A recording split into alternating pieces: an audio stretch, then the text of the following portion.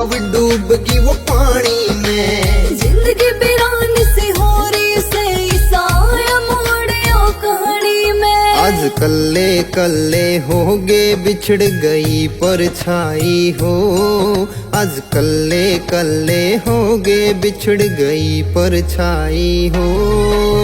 बिछड़ के रहना पड़ रहा मिली जन्मा की जुदाई हो, बिछड़ के रहना पड़ रहा मिली जन्मा की जुदाई हो।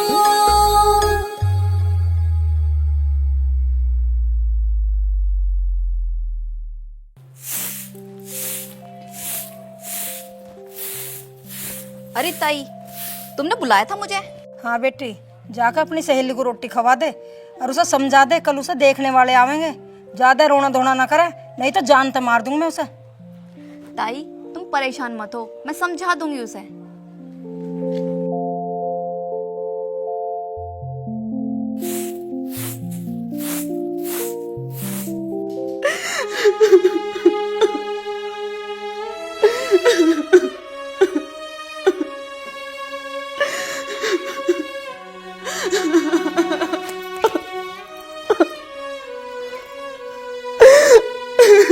सरगम चुप हो जा, यहाँ बैठ।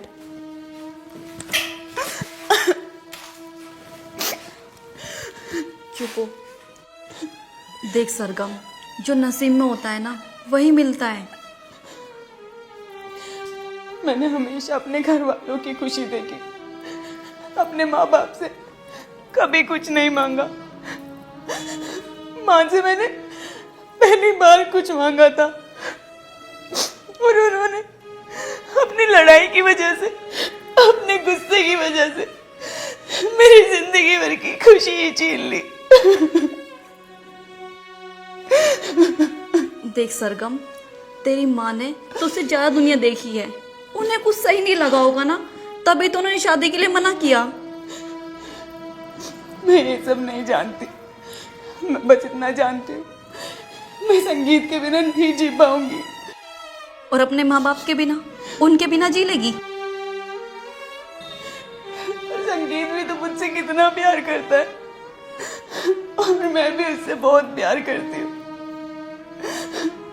और तू ही बता बबली, इसमें गलती क्या है हमारी? चल माना कि राह चलते किसी से लड़ाई हो गई, तो क्या जीवन भर उस लड़ाई को ही याद रखा जाए? चल मान लिया कि तेरी माँ उस बात को भूल भी जाए, पर संगीत की माँ, उसकी माँ भी तो इस बात को नहीं भूली ना। अगर तेरी शादी उससे हो भी गई तो उसकी माँ तुझे रोज ताने मारेगी। बबली, संगीत मेरे बिना नहीं रह सकता और मैं भी उसके बिना नहीं रह सकती। एक बात बता, वो मुझसे इतना प्यार करता, मैं उससे इतना प्यार करती हूँ, ये बात क्यों ना समझ रहे मेरे घर वाले? अरे पगली, घर वाले किसी के बुरे ना होते, अपने घर वालों की बात मान और जहाँ वो बोल रहे हैं ना वहाँ शादी कर ले। चुप हो जा, मत रो।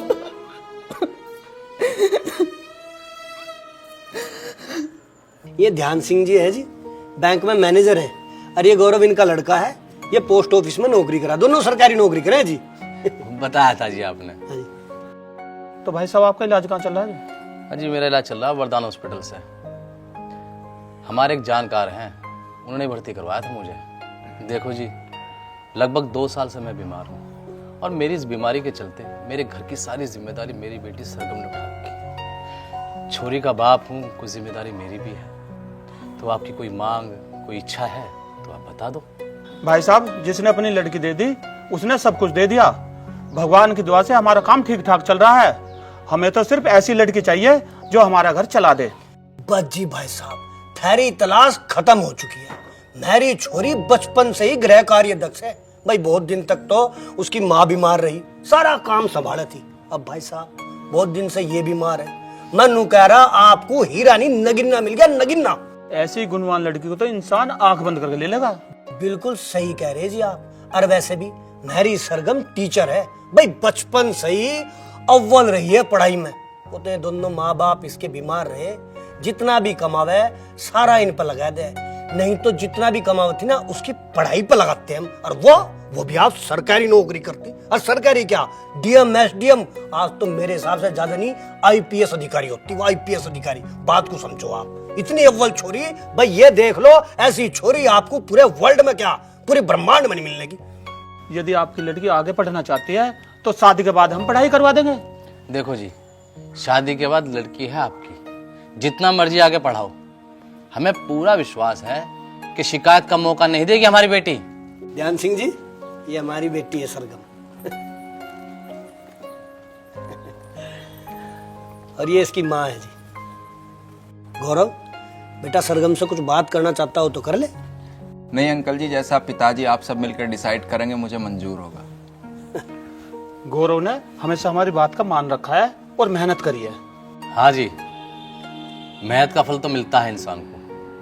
उसी का फल तो भगवान ने दिया है, तभी तो इसे सरकारी नौकरी मिली है।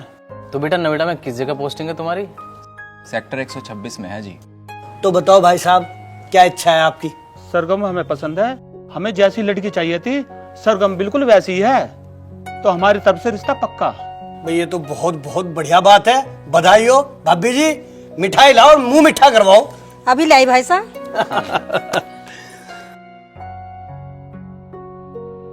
चाय लो, इतने तक मिठाई आवे। लो लो चाय लो। आप भी लो। लो बेटा। ये तो बहुत खुशी की बात है भाई।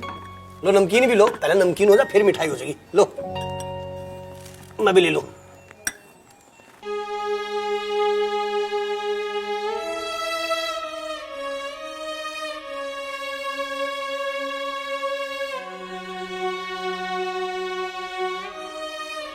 पता नहीं क्या हाल बना रखा। बिट्टू, बिट्टू क्या हाल बना रखा भाई। बबली को और उस बच्चे को तो मैं स्कूल छोड़ आया, पर सरगम 2 दिन से स्कूल नहीं आ रही भाई। और मैंने बबली से पूछने की कोशिश भी करी, पर उन्होंने मुझे कुछ नहीं बताया।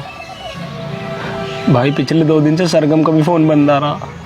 कोई बात नहीं भाई, टेंशन न लेगा तू बिल्कुल।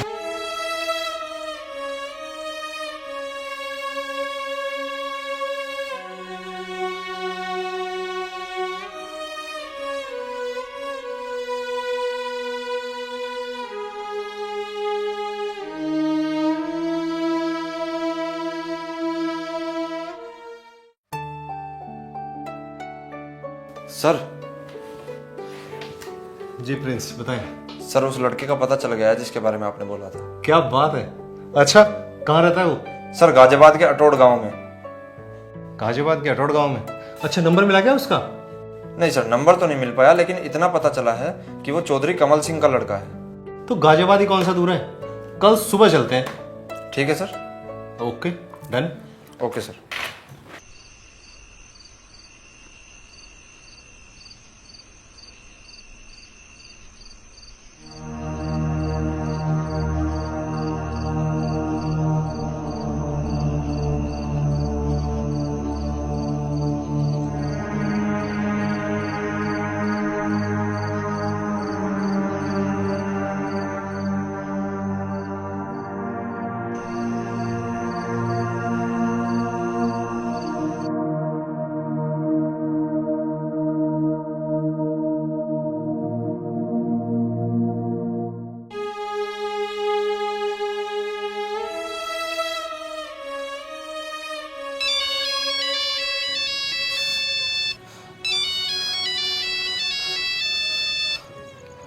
सरगम का फोन।